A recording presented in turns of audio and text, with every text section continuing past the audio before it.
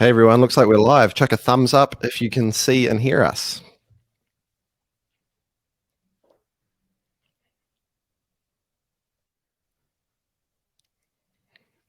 Sort out my hat here while I'm at it.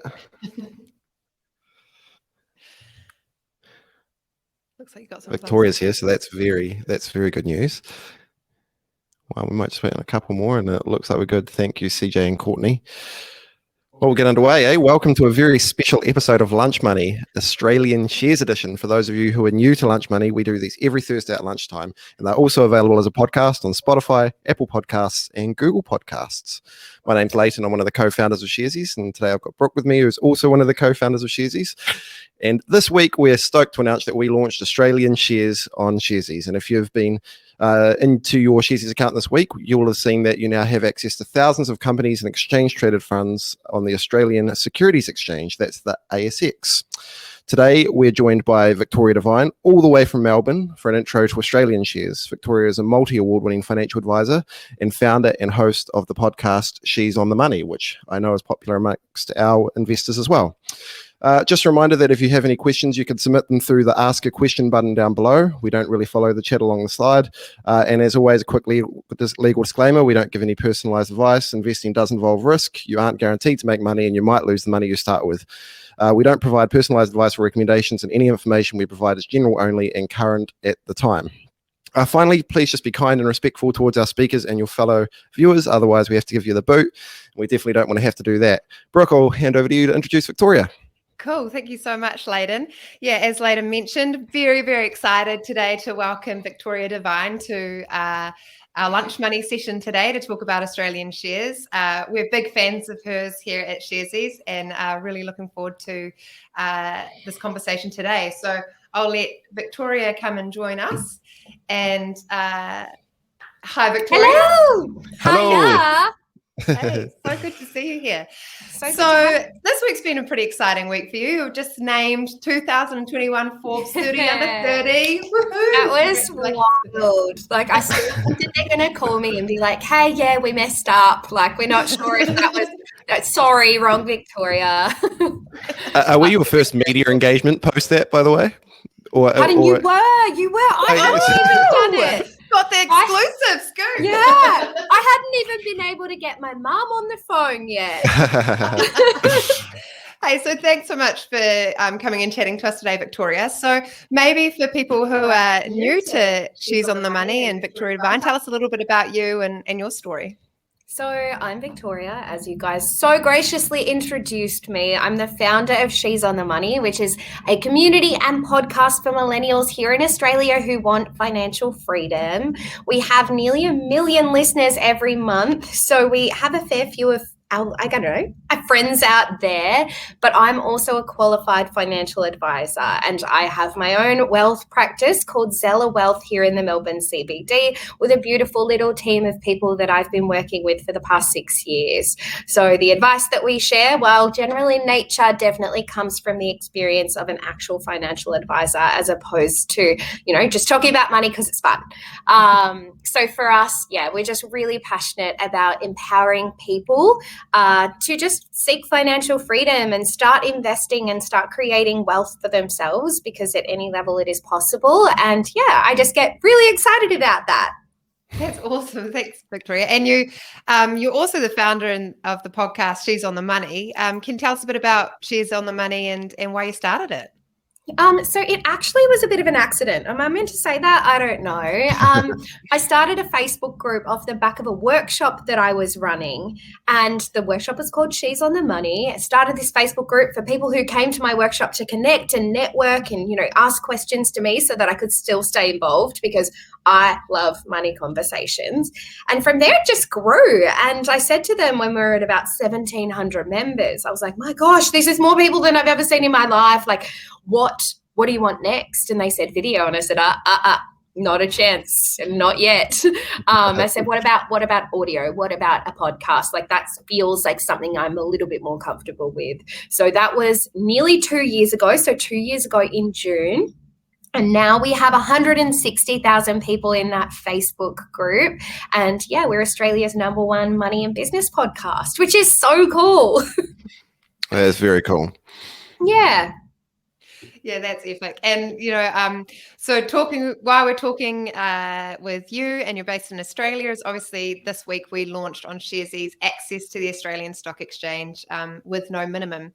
So at a high level, what's happening in the Australian share market and economy over there at the moment, and what are the top things people should know?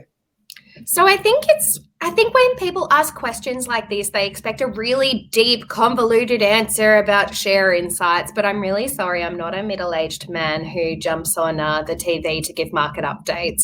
But what we're seeing after COVID is just everything starting to settle back down. I feel like everything was a little bit in shambles, and now we are going back to what we're calling COVID normal. So things are starting to settle. Our returns are starting to, kind of just stagnate as they were dropping, and some of them were going up, and everything was going a bit crazy. But I think things are just returning to normal, and it's really good to see. We do have a fair bit to go still, but we are gaining back what we lost at a rate that at a quicker rate than we had anticipated, which is really exciting, because I think we anticipated it'd take a few more years than what it's going to now. But now we're in this position where we're like, wow, everything's crazy good.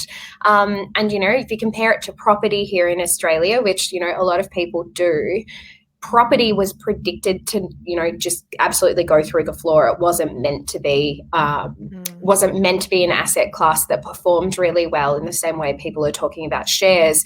And reality, property's gone through the roof here in Australia. Like, I'm seeing anecdotally, an auction happened across the road from me over the weekend. And their house went $400,000 over the reserve. And that is actually a really common story here in Australia. So our market is bouncing back, and is bouncing back rapidly. But it is so exciting to know that you guys now have access to the ASX. We're even closer now. Yeah. We've got, very similar story here in New Zealand too. And, I think I read somewhere in Australia that the house prices were the highest in like 17 years, like with a percentage rate increase. It's and it just crazy. seems that, that's going up, and then interest rates are low. So that's what we're here talking about this year's too. Exactly. And it's definitely a time to kind of seize the opportunity as well. I think given COVID, and you guys had a really similar experience, you went through the quarantine period, and, you had that level of shutdown that we had here in Melbourne. But I think it has made a lot of people think about their financial futures more seriously and say, well, what am I going to do? What kind of life do I want to live? And, regional areas in Victoria are obviously booming now because people are able to work more flexibly. But we are also seeing people invest for the first time because they've had this time during quarantine to research and go, well, what am I going to do? And things like Sharesies have never been spoken about so much in our community. So that's so exciting. But now you guys are growing. Yeah, we sure are. And so, we talked a little bit about what's happening in the Australian kind of economy at the moment. In terms of for people who haven't ever invested in the Australian share market before, like, why should they invest in Australian companies or funds? So at the end of the day, we're another option to diversify your portfolio. Like, yep, investing in New Zealand is really great, but let's be honest, the economy there is much smaller. So therefore, the diversity isn't as diverse as it could be. And Australia has some really great businesses on the ASX that you can invest in to help you diversify, to also still maintain your risk profile. So I think when we start to look at asset classes that we're willing to invest in, whether you're an ethical investor or not, you just go, okay, cool, this feels limited. And this just really broadens your horizons to the ASX and being able to, see what our businesses are up to and see how they're supporting the environment. I also think it is really cool to see, just the collaboration between Australia and New Zealand and how we are growing. But yeah, I think it's mainly about diversification, opening up your options, and just making sure that you are not putting all your eggs in one basket, or one country for that matter. Yeah. And you talk about, diversification and not putting all your eggs in one basket. Can you explain, on Sharesies we've got the New Zealand Stock Exchange, Australian Stock Exchange now, and 3 US exchanges. Could you explain why diversification is so important? Yeah. So when we talk about diversification, I feel like people are always like, yep, I have a number of different shares.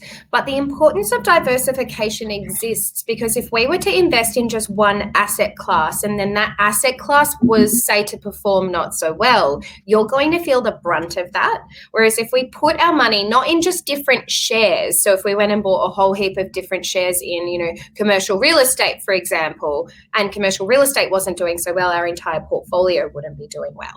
So the importance of diversification across different asset class and industries and areas means that when one thing isn't performing and something else is, we end up having a really nice average. So we're not trying to shoot the lights out with performance, but we're also trying to make sure that we are creating wealth for the future in the most sustainable way possible.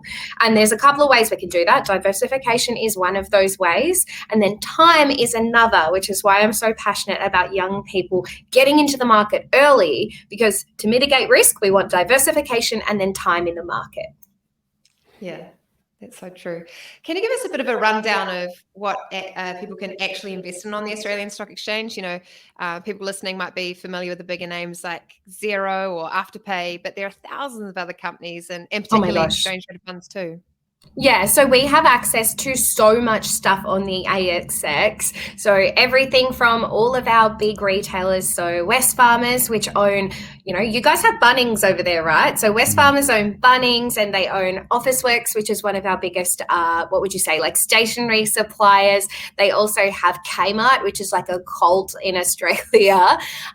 We also have things that are smaller, so lots of sustainable businesses that, you guys don't have access to right now that mean that we are actually able to diversify our portfolio and also support our values and goals. So for me, it's just really cool to have more access to it. But when we talk about investing as a whole, you don't always have to go with individual shares, and that's where ETFs come in. And when you look at ETFs, you could have a standard ETF or an ETF index fund. The ASX has a number of really great ones, and even just the ASX 200 follows the top 200 countries. Top 200 countries, who am I? Top 200 stocks in Australia, and that's a really great way to add a whole heap of diversification in one go. Yeah, that's so true. Funny you just mentioned Bunnings before. I did this little flashback in my mind of going there with my daughter the other day, and the best thing about Bunnings is these little trolleys they have for kids. It keeps entertained. Oh my gosh. We have those at Coles or like at Woolies, which I think you guys call Countdown. Is that right? Yeah. We have like mini trolleys. Oh, I come to New Zealand like twice a year, my friend. I was like, do you have Bunnings? I can't remember. But they have little trolleys and they have flags so that if like a toddler's walking around, you don't just miss them completely. And they always have the eggs and stuff in their baskets. Very investing. Yeah. It makes the trip a bit longer, eh?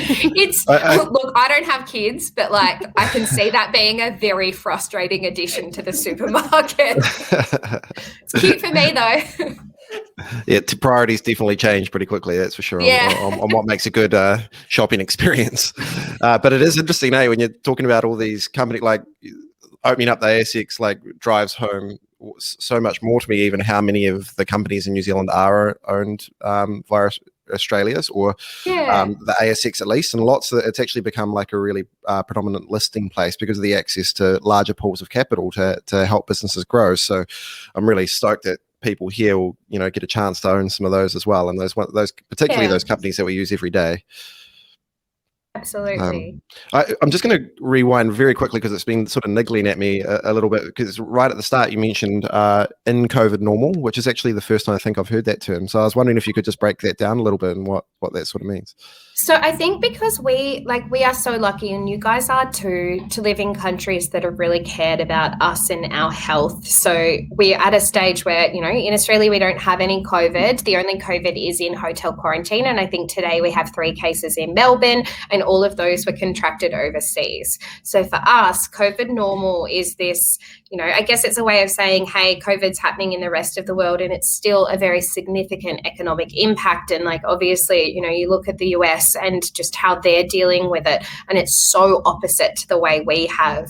And these people are just operating in, I guess, COVID is a thing. It is normal. You just don't go somewhere that you could get it. And I think for us, COVID normal is just taking into consideration the fact that, we're in Australia, we are operating in a normal environment, but we actually have so many restrictions, and there are impacts on international share prices because of this, and there are impacts on international trade and what's coming in and going out of Australia. So it's really interesting to see, I guess, what this new normal looks like. And I thought it was an international term, but in Australia we're calling that COVID normal because it's still a thing that is really impacting us, but we don't see it or touch it or, feel it every single day because we're lucky enough to be able to go to work every day and come into our podcast studios and grab a coffee at the cafe and, see our friends and family. And a lot of people aren't as lucky as us. Yeah, cool. Thanks, Lou. And I just haven't heard that too. Like, I imagine it probably is used here. I definitely resonate exactly with what that means. So you've explained it. That's cool. Yeah, and a lot of shares. So I met up with a couple of my friends from Beta Shares the other day, they run a whole heap of ETFs, which are actually available on the ASX, which is very fun. And they were saying just like, this COVID normal thing and how it's impacting their share portfolios, but also how they're picking shares to go into their ETFs to make sure that, one, we're still well diversified, but also what does future proofing look like? What does the future actually look like, given for a lot of countries, COVID is actually going to become quite normal and they're just waiting for this vaccine to roll out. So it's interesting to see how everybody else is, I guess, dealing with it in their own different ways. That's so true. So if we're talking about, the Australian shares, what are some of the top tips or tricks you think we should know in terms of choosing what to invest in? Oh, I think that's really hard. I think it's hard to answer, not because it's a hard question, but when you're investing, it really should be based on your personal values and your goals. And I think people get really overwhelmed because obviously the ASX is so much bigger than what you've currently got access to, which is so exciting. But I think a lot of people get analysis paralysis. They start looking at the lists and they're like, I don't know what the list is actually going to do or what that means, and there's so many different businesses you've never heard of. So I think before you even start really understanding who you are as an investor, what you're trying to achieve and how that's going to work for you is so important to take into consideration, because you can knock so many things off the list before you even have to look at it, essentially. So say someone like me, I'm very passionate about ethical investing, so I don't hold shares like BHP because I just don't think that they are, they're ethical, and I don't believe in the future of, exporting fossil fuels. So for me, that's off the list, and therefore it means I'll look at ETFs and knock them off really quickly. So for me, it's a little bit of a process of elimination, and then once I've done that process of elimination, know my values, know what I want to achieve, I then can look for the shares that actually fit those values, and it becomes a lot smaller of a basket to choose from. So for me, it's more about knowing you and what you're trying to achieve. And unfortunately, I can't say, hey, here are the best shares, because you might go, Victoria, why would I invest in that? You're like, your portfolio sucks. There's nothing exciting in there. But yeah, it's each to their own, really. Sorry, I can't be more exciting. No, that's consistent with what we typically say on these lunch buddies anyway. And I know what you're saying really resonated with me. I get so excited when a B Corp, like a listed company, becomes a B Corp or something, because we're one and we've gone through that process, and it's just like, oh, I know what they've had to do to get there. And it's oh my gosh, I have so many questions, because She's on the Money needs to be a B Corp, and I know we meet the criteria, but I'm going to pick your brains later about how we do that. That sounds good. And I was picking your brains earlier about, what do you listen to? And you talked about Daily Oz is a good way of getting podcasts and stuff. But where can investors go and find more information about what's happening in the Australian economy or share market? Oh my gosh. Obviously, She's on the Money, great podcast, but we don't talk specifically about shares and what we recommend. But my friends over at another podcast called Equity Mates do. And they are so intelligent, so smart, maybe because they're, podcasting friends of mine. I'm a bit biased, but they literally just talk about different shares in the Australian market. And they would be such a good resource if, you're feeling a little bit overwhelmed and want to know exactly what their thoughts are on just the different shares and what's going on, and they have a share update of the week. Like they'll be like, hey, cool, like let's deep dive on this share, and it's actually quite cool. Oh, that's great to know. Cool. Thanks. Yeah. Layden, do you want to go over and ask? Yeah, we've got a few questions, quite a few actually, from the people listening. I'm sure more will jump in as we go. You've just done a great job of answering one of them. So the first one's from Finn, but the question was around where people can get great media or learn more about investing with ASX. But there's also an additional part to it, which is research. So have you got any ideas about where people can get research on ASX stocks? So the ASX website is so cool. So the ASX website, it might look a little bit dry. Please don't hate me for saying that, but it has so many good resources on there. And also it has a share game. So the share game is essentially like Monopoly, but like fake money, so that you can have a bit of a play around with investing before you actually take the plunge and jump on sharesies. So if you're feeling like, oh, I'm not ready to play with real money yet, the ASX actually has this cool game where you can play with fake money and see how to invest and what that would look like, so that when you do take the plunge, you feel like you've got a little bit of experience. They also have a really great blog. But for Australian, I guess, money information, the moneysmart.gov.au website is full of information about Australian shares. And the reason I like this is not because it's a sexy website. Again, I'm sorry. It's because it's just genuinely good, non-biased advice from our government. So they'll explain exactly what the ASX is and how to diversify. And, you know, it has some really great calculators on compound interest and all of that stuff that you want, but you don't want it from a provider that might be biased. And I feel like if you go to, if you go to a website like, and I won't name names, but like a provider of ETF website, you're going to get biased advice just providing their ETFs to have a look at, whereas this is a really holistic approach. Obviously, reading Australian news websites is great, but if you've listened to my podcast, you'd know that I don't believe in listening to the media too much about investing, because people only care about investing stories when they're negative. Like, oh, the share market has crashed, or, oh, Australian property is going to go through the floor. I did not see any Australian journalists coming back to eat their words when the Australian property market was booming. So I think it's really important to understand that media can be really biased, and you need to understand that that will impact your emotional investing journey. And if you buy too much into that, you'll make decisions that aren't actually in line with your values. So for me, media is okay.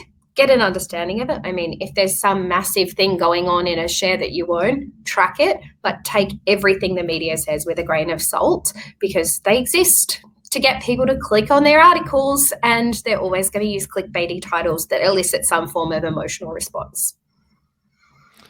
Very cool. Thank you. The next question is, taxation of dividends is a bit different in Australia compared to New Zealand. Can you please explain how it works for investors in Australian companies? I think maybe we'll just see if you could confirm for us whether you mean there as an Australian investor or a New Zealand investor, because the answer is probably quite different. So maybe we can cover tax quickly and how that works for dividends in Australia.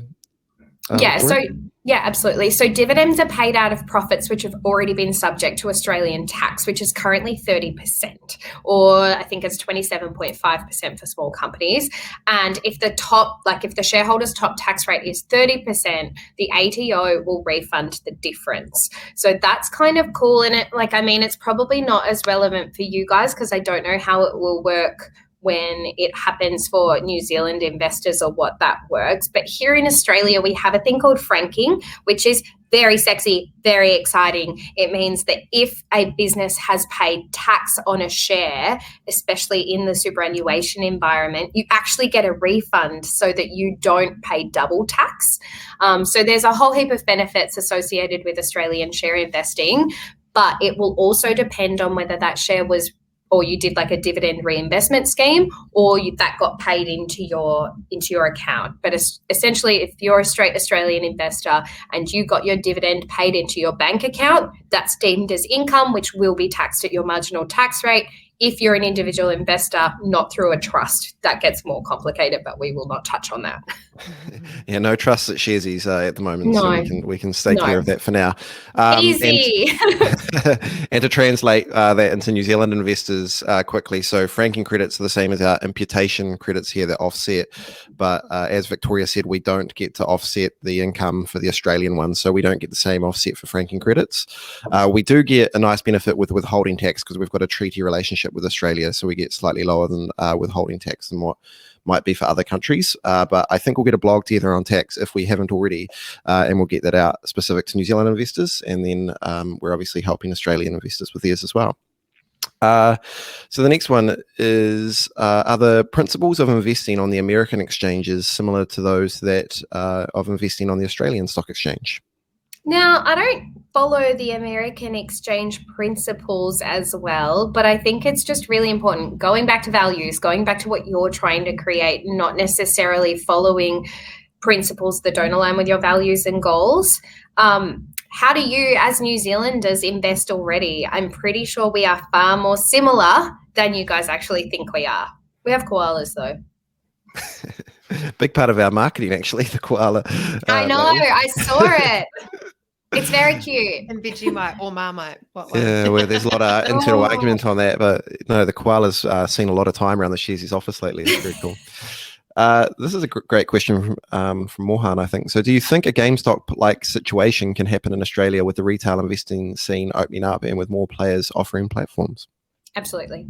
Absolutely. The GameStop situation actually showed us what the power of investing actually holds, and the power of the public, and actually the power of the internet. Like, the GameStop situation arose from, I don't know if you guys know, obviously you probably would if you know GameStop, but the website Reddit, which is an online forum, and people just deciding that that's what they were going to do. So I think that it has really sent some shockwaves through more, what would you say, like corporate investors' boots, because they're just a bit worried about what will happen in the future and how, the consumer actually can take back that power. That never would have happened in like the 1970s, just because we didn't have that ability to connect online and create a plan in such a free way. So I think it's important to take into consideration, but I also think that people are now structuring themselves so things like that aren't as easy to do. But it was a really good lesson. Like, it was so interesting to follow.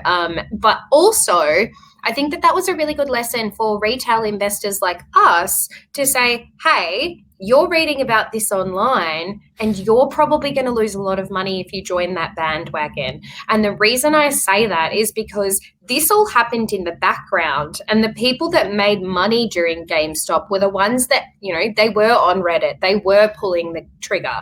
If you were seeing it on the media and going, oh, great, I'm going to join in this GameStop thing, you were investing at a point of incredibly high risk, and then watching it crumble. So I think it's really important to just make sure that your emotions are always in check when you are making an investment decision, because it could come back to bite you in the bottom.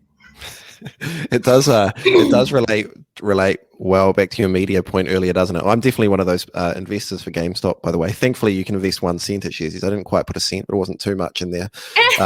But completely for no other reason than it was everywhere. It was a bit of fun. I thought, I might just try a little bit of this. Totally. We also have these separate rules that as an employee of a participant broker, which means we have to hold everything for 10 days. So if the more I think about it, the more crazy I was. But there we go. but that makes sense. And yeah, that makes sense. And I think it's important to point out to stuff like that when it comes to GameStop. Like, I had clients calling me going, what's this GameStop? Should I be investing in this? And I'm like, no, I know it's making a lot of money, but it's a lot of risk. Whatever you invest, you absolutely could return. And good investment, it's boring. Like, good investment is for the long term. It tracks along really slowly. It is that slow, steady horse that you can rely on. Whereas GameStop, it might look shiny. It might be all over the media. Everybody might be talking about it. You might go out for breakfast with your friends and I bought GameStop. Like, good on you, risk taker. Like, there's nothing sexy about it, because if they're talking about it once it's in the media, you're too late. Ship sailed. Yeah, sorry. Yeah. Even though you invested in it. I Brooke think and I would never. I was very clear that I was speculating in it and put that amount in it. That was the And that was where I that's justified okay. it to myself. That's okay. Didn't do well out of it, by the way. For anyone who Cannot wondered, recommend. would not advise, but not that we're talking Right. advisory here. But the next question. So, when discussing the diversification of your portfolio, is it possible there are too many eggs in your Sharesies basket? What do you mean by eggs in Sharesies baskets? I think it's just talking Like just to holding your too many portfolio stocks? generally. Yeah. Yeah, I don't agree with having millions and millions of shares. I do think that good diversification is making sure that it's spread semi-evenly, but I do think you can, in a way, over-diversify and really dilute your portfolio. And you don't want to put yourself in a situation where you go, okay, I want to diversify, so I'm never going to buy anything the same. I'm going to buy a stock here, and then the next time I invest, I'm going to buy a different one, and then I'm going to buy a different one. I do think that over diversification means you lack some conviction in what you're picking. And if you lack some conviction, your average returns are going to come down completely. So if you are worried about, diversifying, but also don't know what to diversify, ETFs, really great option for making sure that you get that diversification without, having to think too much. But then also having a look at go and look at what those ETFs are investing in if you want to be a direct share investor. Go and have a look at how they're constructed and what percentages they're made up of. And I'm not saying replicate, but you can always take inspiration from things like that to make sure that you're diversifying in a way that suits you. But I do believe in a thing called over diversification. And I have met people where they're like, yeah, each week I buy a different share. And I'm like, oh, that's probably not working in your best interests. That probably flows very nicely into our next question, which has got 5 votes here at the moment from Finn, which is, would you recommend a new investor with low funds, let's say a spare $10 to $30 per week, look into the ASX when already investing in the NZX and the NASDAQ? Absolutely. Absolutely. Diversification is always going to help you be stronger, and different markets perform well at different times. So for me, yeah, absolutely. And from little things, big things grow. So even if you are a small investor, it is starting really great habits. It is actually a form of education as well. If you are diversifying your share portfolio, you're also diversifying what you know and how you're learning and what that actually looks like. So I'd never say it's a bad thing. But again, it has to align to your values and what you're trying to create. And if you're going to be in the share market for a long term, yeah, absolutely, I think the ASX should be a part of that. Great, thank you. Brooke, a quick one for you on a Sharesies related one. So is the ASX fee structure the same as with NZX, or are the additional fees, or are there additional fees to be aware of? Yes, it is the same fee structure, but depending where you're investing from, there are foreign currency exchange fees too. Great, thank you. Back to you, Victoria. How do you decide on investing in companies if they're listed in more than one exchange, like the NZX or the ASX? Completely up to you. To be honest, if they're listed in a number of different places, my default is always picking the location that they originate from. So if you've got access to them on many different things, but it was a New Zealand company, to me, I would probably be choosing the New Zealand exchange, just because it keeps everything consistent and you don't run into any type of currency fees or anything like that. And I think that, yeah, it's just supporting local too. Great, thank you. And what sectors or ETF examples within the ASX do you think has the most potential for growth coming out of COVID? Oh, that is a very good personal advice question that I'm not sure I can answer too well, but I think that my advice would be go and have a look at what you're comfortable with and what you want to invest in. It's very hard for me to say, oh, this is going to be really good coming out of COVID normal. But for me, anything that exports is a little bit hard. So I know that the wine industry in Australia is struggling a little bit, as is, fossil fuels that are being exported, because it's hard to get it out of Australia and into other countries without impacting us. So I think that anything that is anything that is Australian owned and grown and keeps in Australia is really good. But in saying that, that doesn't mean that they aren't the biggest industries in Australia. They're not going to come to a grinding halt because there's still massive demand overseas. They're just going through some teething issues of working out how to get it out of Australia safely. Yeah, great, thanks. This one here has got a few letters that I don't understand, so I'm hoping you do, Victoria. So PLL, which I'm guessing is a company, will re-domicile as a US company but maintain an ASX listing via a CDI. Could you explain what a CDI is, and are there other companies that have done this or might do this? Yes, of course. So I'm just Googling, not CDI, we'll come to that too. The Piedmont Lithium Company, I'm pretty sure you're talking about, but they're a mining company here in Australia. But I think it's interesting because your CDIA is actually a trading account in Australia. Is that what you're referring to? We're probably not going to get feedback that fast, but yeah, could you listing via a CDI? Yeah, I'm not. Yeah, so it could be a cash flow driven investment as well. And that's just an approach about building portfolios that are assets that generate really predictable cash flow. Right. So there's two different ways. So in Australia, we have what's called a CDIA, and that's like a cash investment account where you transfer from that account to a like your investment, and that's kind of like your hub where you put your investment money.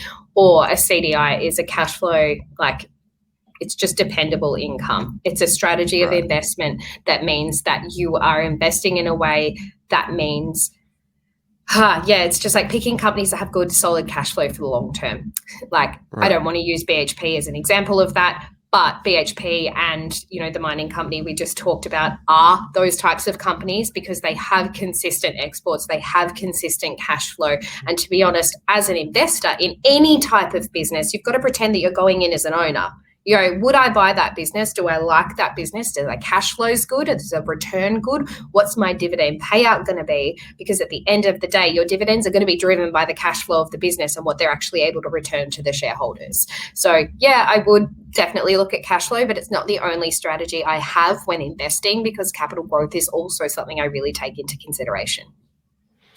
Great, thank you. We're just going to answer two more questions, just conscious of time. Brooke, I'll throw you one, then we'll go back to Victoria for the last one. So, do you invest in the ASX in Australian dollars, and how does conversion, etc., work on Sharesies?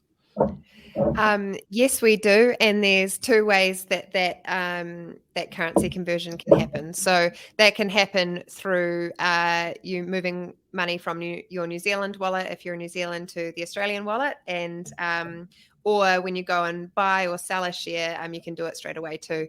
I don't know if you want to go into the mechanics of foreign currency exchange or anything, but no, that sounds good. Yeah, okay. we do the foreign currency for you. Yeah. Take all that complexity and make it simple. And all those, you can see all those transaction prices and stuff at the time as well. So we'll make this one the last question. We've actually had lots of questions around the mining sector, which I guess is not surprising. I also mentioned that I'm ethical, and people are always going to be like, Victoria, what do you mean? So I don't hold any mining companies because I just don't believe it's the way of the future. And that's just my personal opinion. There are a lot of people that I know that do hold it, and I have mad respect for everybody who picks companies in line with their values. But for me, I don't hold it. But yeah, I guess that's another thing that you guys are now getting exposure to, joining the Australian share market. Yeah, and the explicit question is, what are the characteristics of the mining sector that we should know? And I think to give you some context on lots of questions we get through the platform on this is they tend to be very volatile, often sort of a lot of the penny stocks, I guess, look like they're mining shells or something. So maybe with that lens. Yeah, and I think that it's interesting because it is one of our biggest exports here in Australia, and the mining export is the mining industry here in Australia is really sophisticated, and it has lots of machinery, it has lots of overhead costs, but at the end of the day, the mineral sector is massive here, and I think it accounts for 8% of GDP or gross domestic exports, and I think that's pretty big in my opinion, and yeah, I think it's it's hard to say what are the main characteristics as someone who genuinely doesn't spend a lot of time in like investing in them or even researching them. But yeah, they're big in Australia. Like BHP is one of our biggest, biggest stocks on the ASX. It's always in the top 200. And yeah, like it's not a bad thing. I've got my personal opinions on that. Sorry, I'm not that helpful. My little personal opinions stop me from being a really amazing investor. I'm just going to ask one last question, even though I said the last one was going to be the last one. But interested More in questions. It's more fun. Interested in your view on what's the future of the Australian share market and what are some things for people to look out for? I think we are so cool. Like, I'm biased because I'm Australian, hence the accent.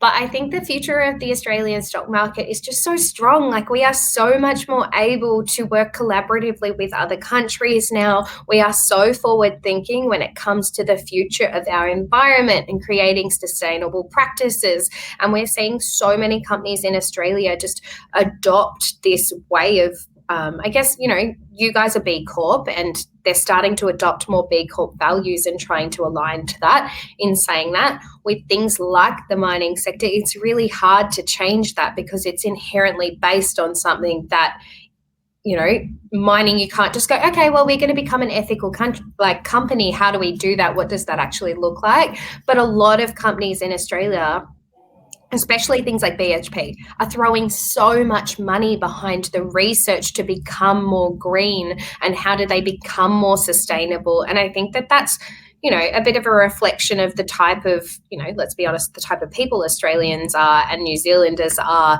And we do genuinely want to take on the feedback, like we're not stagnant. Whereas in the US, you don't see, I think they've got their heels really hard in the ground and they say, all right, well, we're mining. No, that's the way it's always been. We don't have this culture of that's the way it's always been. It's like, oh, that's new. That's exciting. Yeah, we do care about our reefs. We do care about our environment. We do really care about the ozone layer. And I think that that's very cool and interesting to see. So I think that something, if you are looking into those sectors, something to really take into consideration is what research and what level of investment are those companies making in future sustainable practices and what does that look like? Because I do genuinely believe that that's where the world is heading. Great. Thank you. We'll leave the questions there. Thank you, everyone, for asking them as well. Brooke, I'll hand over to you to wrap us up. Oh, cool. Hey, thank you so much, Victoria. It's been fantastic to be able to have a chat to you again. And thanks heaps to everyone tuning in. So next Thursday, we'll be joined by Scott Phillips, the Chief Investment Officer in Australia at the Motley Fool. We'll be doing a deep dive into Australian share market and the economy, what's happened in the past and what we might see in the short and long term. So you can register through the link in the chat. Honestly, this has been such an awesome conversation. I'm looking forward to meeting you in person, hopefully. So now that me too. And, me too. I can't wait to tune in. No, I was going to say, I can't wait to tune in to next Thursday because honestly, Scott Phillips is a wealth of knowledge. You guys are going to love him. Oh, cool. Ask him all your deep dive questions. He will have less opinion than I do on ethical investing, I promise. Oh, cool. Ka kite anō. Thank you so much. Thank you so much, Victoria. Amazing to meet you. Bye, friends. See you, everyone.